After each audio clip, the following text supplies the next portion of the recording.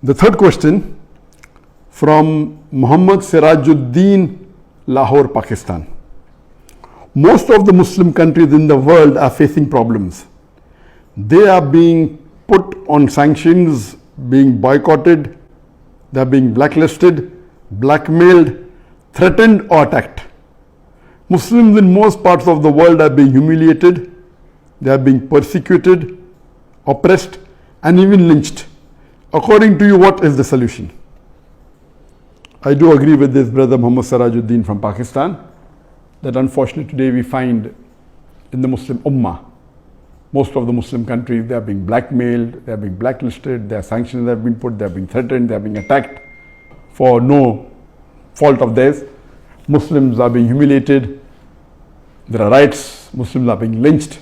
What is the solution? According to me, the solution Allah gives in the Quran is Surah Imran, chapter number 3, verse number 103, where Allah says that وَاتَصِمُوا بِحَبْلِ اللَّهِ جَمِيعًا وَلَا تَفَرَّقُوا. Hold all together strongly to the rope of Allah and be not divided. If the Muslim Ummah is united, then inshallah will be a strong force and no one will be able to bully us. The problem today is that the Muslim Ummah is divided and we are not close to the Quran Sunnah.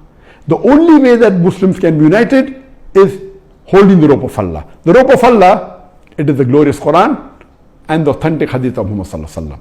So if all the Muslims hold strongly to the glorious Quran, which is the last and final revelation of Allah subhanahu wa ta'ala, and the sayings of Prophet Muhammad, peace be upon him, that are there in the Sahih Hadith, if we hold strongly to this and if we are united, then we will be a strong force. Today, there are about 2 billion Muslims in the world. Out of 7.75 billion human beings in the world, more than 26% of the world population today, they are Muslims. If you see the example of China, China, about 1.4 billion, approximately 18% of the world population. Today, they are a big force and they're so big that they least bother about the rest of the world. They themselves are 1.4 billion. Do you know whatever social media that is there throughout the world, it is influencing the world, but it's not influencing China because they have banned Facebook, they have banned YouTube, they have banned Google, they have their own alternative. They have Baidu, they don't have WhatsApp, they have got WeChat. So they have got their own alternative and 18% according to them is a big chunk. That's the reason today they are number 2 in the world. But in many aspects they're number 1. And the way they are developing, coming from very low, the way they have come up in the last few decades is phenomenal. Because they're united, so we have to take the good points. There are many negative points of China, but the good point is they're united and they themselves are a big force. So much so that even America is afraid. What my suggestion is that the Muslims should be united. They can have their country, no problem, but as a whole we should be united. Today, we have the United Nations Organization, UNO. So whatever UNO say, most of them follow except the big superpower, the 5 or 6 countries which have got the veto power. Besides them, everyone has to follow. If they don't follow, then they twist their arm, they put sanction, they put embargo, and they have arm twisting policy for their own benefit. If they want to attack, if they want to take over Iraq, they create false, the big superpower, America and UK, they create false evidence and they attack Iraq. Not that Saddam Hussein was a very good Muslim, but what right did America, USA and UK to attack Iraq? And after they attacked, Iraq was worse than what it was before. What were the Muslims doing? They were just sitting, they were fighting among themselves. We Muslims should be united, whatever said and done. First of all, we should let our differences aside and we should unite. We may not agree with certain policy of the other Muslim country, but on the basis of Quran and Sunnah, we should unite and we should have our own united Muslim organization. Like they have UNO, we should have UMO. All the 57 Muslim countries should have united. Forget about what we have in the past. We have some organization, but they are not effective at all because they're controlled by 1 or 2. We should be united on the basis of Quran. If we are united on the basis of Quran, let Quran be a constitution. Practically, not theoretically. There are some Muslim countries, theoretically Quran is a constitution, but most of the things which Quran prohibited goes on in that country. It's only for theory. We should practically have Quran as a constitution and have united. And we should have alternative. Like how there is a World Trade Organization, WTO. We should have a World Trade Muslim Organization, WTMO. And I'll give you an example. We Muslims, we have the GCC, Gulf Cooperation countries. The 6 countries, Saudi Arabia, Kuwait, UAE, Qatar, Oman, Bahrain. These 6 countries are close to each other and they produce oil, they have got petrol, and if they fight among themselves, the others will take advantage. So many years back, they made a corporation, Gulf Countries Corporation, so that they can fix the price, so that everyone benefits.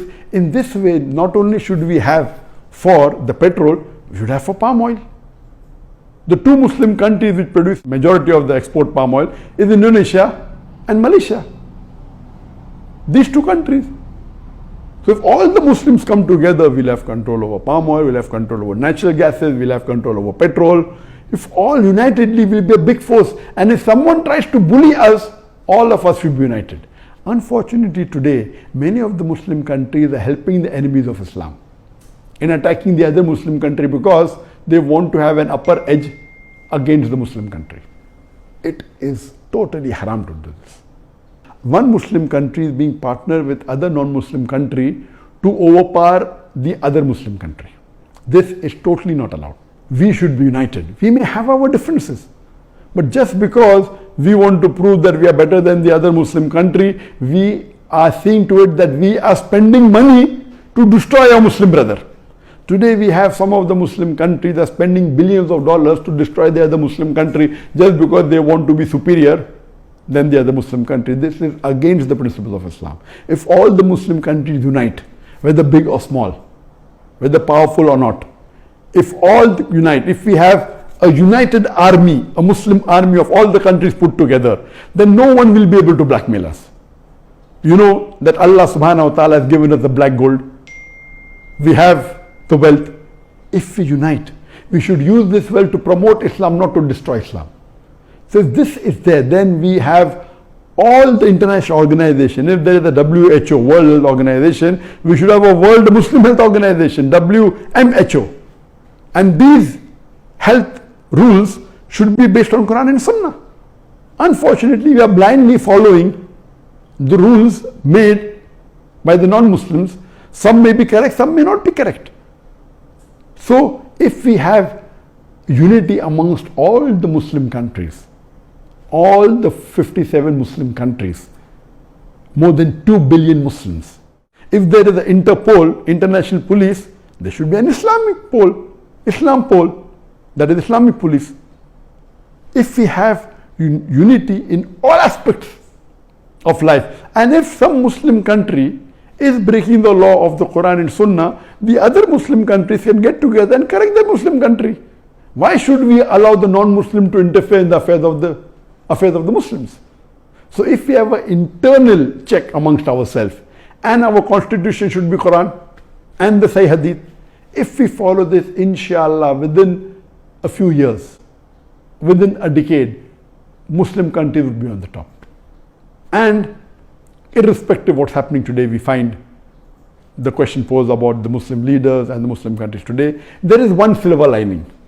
The silver lining is that there is a hadith, there is a prophecy of our beloved Prophet ﷺ, that towards the end of time, and if you go on my Facebook, I have started a series of the signs of the end of the world, minor signs and major signs. And there are more than 80 minor signs, out of which there are approximately 45 that have already occurred, and there are approximately 40 that are pending, not yet occurred, and then there are 10 major signs. But towards the end of the world, our beloved Prophet Muhammad prophesies that Mahdi alayhi salam will come, Isa alayhi salam will come, Mahdi alayhi salam would be the leader, and the Muslims would rule the world for 7 years. that would be the golden years for the Muslims. And that time, inshallah, they will follow Islam, and the Khilafat again would be revived.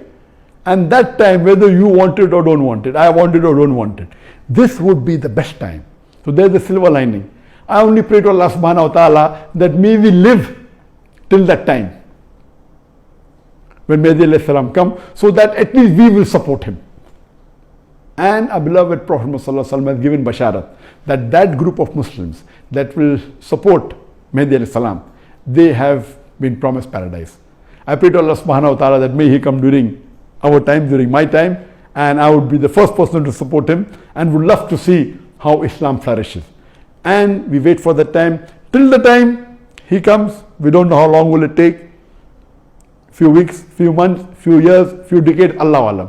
What we should do, we should follow Quran and Sunnah and see to it that we force our leaders to follow Quran and Sunnah, and the Muslims should be united on the banner of Quran and Sahih Hadith. Inshallah, again, we'll be a superpower.